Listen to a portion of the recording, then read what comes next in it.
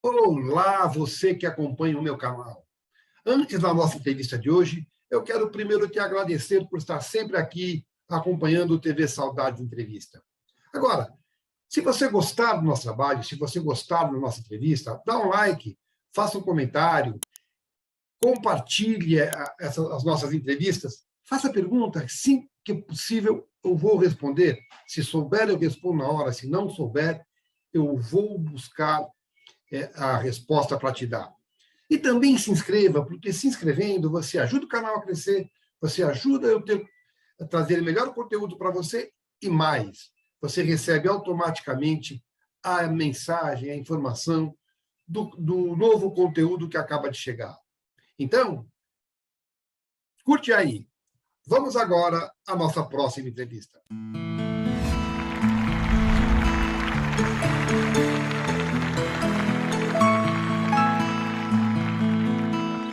Então, a gente estava falando da sensação que dá, né? Lutos, vazio, essas coisas, que dá um pouco de tudo. Para onde os personagens vão? Você guarda alguma coisa deles? Como é que fica isso? Cara, não é nem proposital, né? Assim, queria falar um pouquinho só um pouquinho só a questão, o luto talvez seja a coisa mais forte, assim, sabe? Principalmente quando são personagens que geralmente numa novela o luto acontece. Eu acho que o alívio depois de uma novela é maior do que em outras coisas, porque a novela é um produto muito longo, né? Você passa um ano praticamente com aquele personagem convivendo e textos né? Então, quando você termina o trabalho, te dá um alívio muito grande, uma sensação de missão cumprida, mas também de um certo, cara, quero limpar e, né, quero uma coisa nova, mas não agora. Deixa eu descansar um pouquinho. Agora, o luto é uma coisa física, não é, pelo menos no meu caso, né, claro, falando de mim, é físico. E eu geralmente eu caio gripado depois de uma novela, sabe, um trabalho muito intenso, eu dou uma, porque você relaxa, né? E aí geralmente eu fico gripado. Geralmente, a não ser se assim, pô, tem uma viagem, eu marco a viagem logo depois, sabe? Aí você sai de uma coisa, já entra no outro, ou termina um trabalho, começa outro, e aí você não tem tempo de ficar adoecer.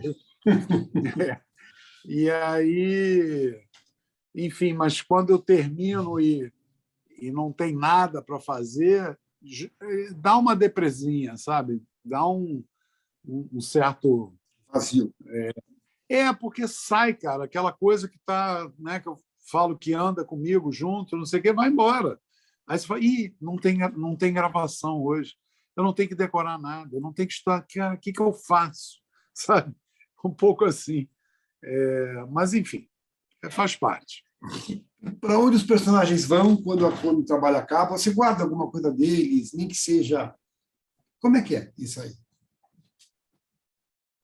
Cara, eu acho que é mesmo nem que seja, porque não é também um processo racional, né?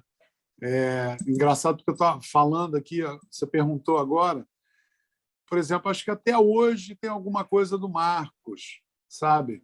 Alguma coisa do Pedro, da Mandala, da Despedida de Solteiro, do Dante, de Sonho e Fúria, né? Desse personagem agora esse personagem eu não me despedi dele, é como o Reinaldo agora do Santo Maldito, né? Eu terminei essa série a primeira temporada e eu já sei que vem uma segunda. Então eu fui dublar essa semana, né? Algumas cenas e aí já me falaram da segunda temporada, né? Que a gente vai começar provavelmente em outubro. A série que ainda vai estrear, então esse personagem também é engraçado quando você faz um filme. O filme, você termina, você roda ele geralmente um mês, né? 4, 5 semanas. Eu já fiz filmes que eu filmei em 2 meses e meio, quase 3 meses. O Xingu. Vai ser o maior traçado viário do mundo. Tá vendo essa cruz? Estrada que vai atravessar a floresta. A Transamazônica. Mas tem que ser aqui? Não dá para chegar um pouquinho mais assim? Então fazer um desvio aqui, um pequeno contorno. Orlando, o que você tá fazendo? Isso aqui é terra dos crentes. Orlando, eu não sei se você percebeu, mas as estradas, por enquanto, estão respeitando as suas fronteiras. Tá, obrigado. Eu agradeço a consideração, mas os crentes, eles nunca viram um homem branco antes. Eles podem reagir mal. Tire eles de lá. Limpa o caminho. Mas tem que ser rápido. Major, será que não dá para deixar eles mais um tempo lá, nessa condição de isolamento? Não dá. E depois, não achamos que isolamento seja bom para ninguém. Progresso, sim, é bom. Até para índio. Não, não é. Desculpa discordar, mas não é. Até para nós, eu tenho dúvidas. Mas para eles, progresso não é bom, nem necessário. As obras já começaram. São centenas de peões. E peão, você já sabe, né? É gente muito ignorante. Cláudio. Cláudio.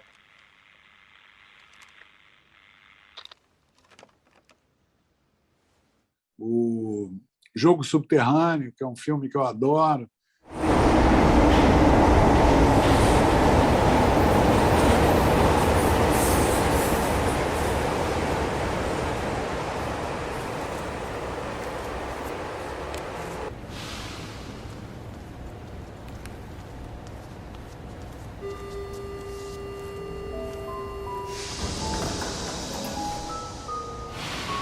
Um sorriso para esquecer essa tristeza.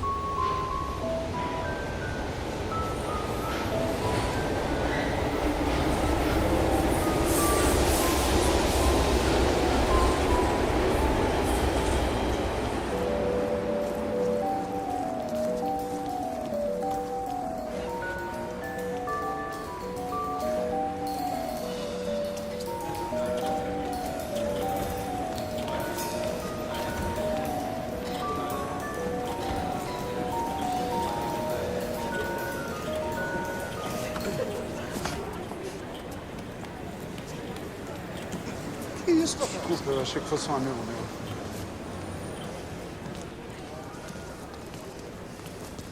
Qual é? Vai dar uma de tarado pra cima de mim? Calma, não é nada disso.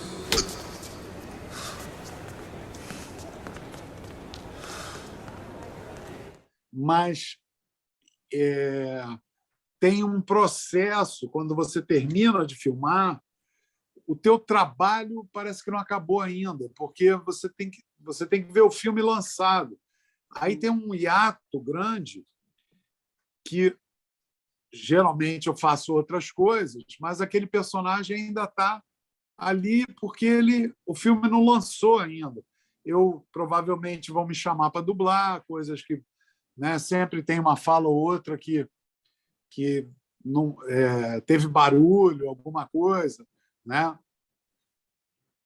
E aí aquilo fica, de alguma maneira, né? E aí, quando o filme passa, é como se... Pum, agora eu entreguei, né? A novela passa todo dia. E ela meio que a gente termina de gravar e a novela acaba, né? Então, você sai do personagem gravando e a novela termina logo depois, né? O cinema não, já demora. O teatro, por exemplo, você está ali e um dia que eu faço uma sessão é um dia diferente. Ele não é um dia normal para mim como um dia de folga. Eu acordo já meio... O personagem já fala, opa, vou contar contigo hoje, sabe? E aí, à noite, tem a sessão. Quando termina, O teatro é aquela última sessão, o público, né? E aquilo acaba, e também é muito louco, porque dá um vazio grande, assim, porque o teatro, você tem a plateia, né? Você está com a plateia ali com você, vivendo aquilo junto com você, né? O personagem no teatro ele também contracena com a plateia. Não é você com a câmera, claro, a equipe, né? Todo mundo. Isso também causa um vazio, não ver aquelas pessoas, né? Agora, o teatro tem essa coisa louca, porque você faz o teatro com a plateia, sempre, junto. É mais um elemento que está ali te dando uma energia, tocando com você, e aquele vazio é bem grande, né? Porque hoje não tem mais sessão, hoje não tem mais, sabe? É louco, mas é muito bom. Você falou de despedida de solteiro e eu lembrei naturalmente do Galvão. Vocês eram amigos? Nossa. Eu fiquei muito amigo dele depois dessa novela. E foi uma... Durante, né? Quer dizer, a gente já tinha uma afinidade, mas o Galvão foi um cara que nossa, o despedida de solteiro a gente ficou muito amigo. Me parecia muito querido no meio, né? Muito. A morte dele foi uma coisa que o abalou. Galvão, foi porque assim, falei com ele estava ótimo. Eu mandei uma mensagem para ele quando ele estava no hospital, tipo, né? Vamos sair dessa. Ele tinha uma frase que ele brincava sempre que tocava uma música legal, assim, onde tivesse, né? Você está em casa, está num bar, aí tocava uma música que ele gostava, ele falava: preciso dançar essa música, né? E era uma coisa que a gente ria muito, e é muito característico dele falar isso. E eu mandei essa mensagem para ele, falei: preciso dançar essa música, né? E aí ele mandou um áudio rindo: não, vou sair dessa, tá. Cara, e morreu 10 dias depois, ou uma semana, cara. E não houve uma despedida, né? Então, uma pessoa que estava bem mesmo, e morreu em 15 dias e foi embora. Então, essa doença é muito assustadora, né? E muito violenta, assim. Nós sobrevivemos a ela, né? Estamos aqui, mas, né, famílias perderam entes queridos, nós perdemos amigos, né? E, cara, isso não tem volta, né? E a maneira como essa doença foi encarada aqui pelo governo foi uma coisa bárbara, sabe? Com a menor empatia, menor respeito, né? Felipe, você gosta de se ver? Eu gosto de quê? De se ver em cena? Você se vê com os olhos da severidade ou com os olhos da generosidade? Eu acho que eu sou mais severo. Não tem muito jeito. Eu, cara, quando eu fiz os Anos Dourados, eu achava que iam me tirar. Toda vez que eu me via, porque eu ia olhar lá não era revisão, era revisão, passava numa TVzinha fora da suíte, e eu me lembro que o Edgar Moura Brasil, marido do Gilberto, ele ia lá e ele ficava assistindo. E aí eu ia, né, para ver assim a revisão, e eu fazia uma cara, né, assim, tipo, que merda que eu estou fazendo. E aí o Edgar ele foi reparando nisso, né? E aí teve uma vez ele até brincou comigo e falou: tá uma merda, né, Felipe? Eu falei: tá. Ele falou: deixa de ser idiota, não sei o quê, tá ótimo. Aí eu saí. Aí teve um dia, cara, que eu peguei uma carona com o Alberto Talma, e aí eu precisava, né? Eu cheguei falei, tal, mas olha, não é questão de eu querer receber elogio ou crítica, eu preciso saber como é que eu estou, porque eu estou sem parâmetro, eu nunca trabalhei com TV, né? E esse personagem, ele falou, Felipe, você vai estourar, você vai ver. As pessoas não vão parar de falar de você. Ainda, E aí ele me deu. Ah? ainda assim, Felipe, você consegue ver evolução no ator?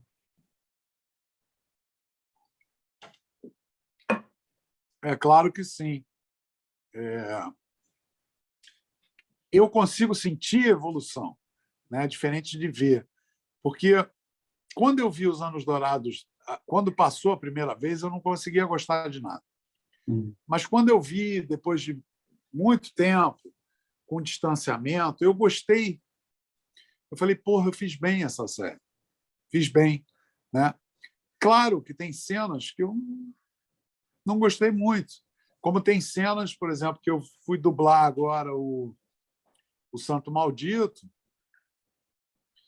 e tiveram coisas que, quando eu fiz, eu achei que estava com mais força. Né? Eu até falei com o diretor, eu falei, você acha que ficou forte isso? Ele falou, porra, Felipe, claro que ficou. Né? Mas eu não tive essa sensação. Então, assim, eu prefiro ficar quieto.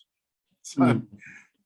Porque por que eu vou ficar falando, eu não gostei, não está legal, não está legal? Senão as pessoas vão acabar acreditando nisso. E é uma visão torta minha.